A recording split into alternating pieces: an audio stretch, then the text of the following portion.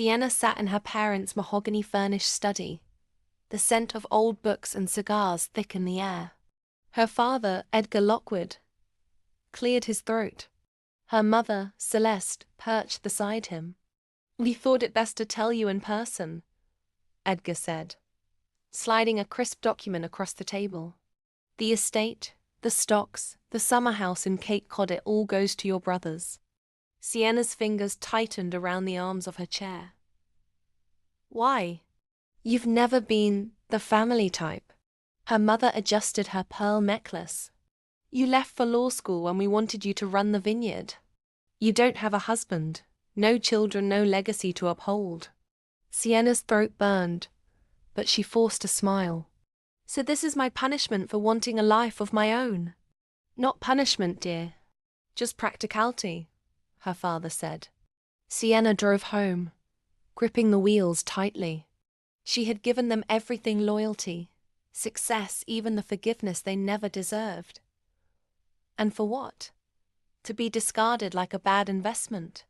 No, this wouldn't stand. Her brothers, Daniel and Gregory, had never worked a day in their lives. The vineyard, the estate, the stocks, they weren't just inheritance. They were power. And if they thought they could strip her of everything, they had no idea who they were dealing with. Over the next few months, Sienna set her plan in motion. First, she befriended her parents' financial advisor. It took only a few carefully planted doubts, whispers of mismanagement, of Daniel's gambling and Gregory's failed businesses, for the old man to start adjusting investments. Next, she turned her attention to the vineyard's workers, most of whom had always resented her father's iron rule. A few quiet meetings, a well-placed bribe, and they were ready to walk out at the worst possible moment right before the annual investors' tour. But the final blow came when she reconciled with Daniel. Over drinks, she expressed regret, promised to stay close, and most importantly, convinced him to sign off on a risky, high-stakes merger. One that left him, and by extension, the entire Lockwood estate exposed. By the time Edgar and Celeste realized what was happening, it was too late. The vineyard was bleeding money. The stocks had plummeted. Gregory had fled to Europe, drowning in debt. And Daniel? The merger had backfired, leaving him bankrupt and facing legal action. Sienna waited until her parents' home was up for sale before she visited.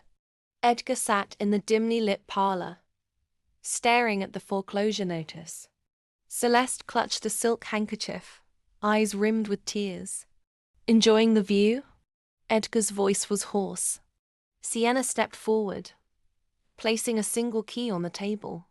"I bought the estate this morning." Celeste looked up, horror dawning. "You wouldn't." "I did." Sienna met her father's gaze. "You were right. I'm not the family type. But I'm practical." She turned and walked away, leaving them in the ruins they had built for themselves.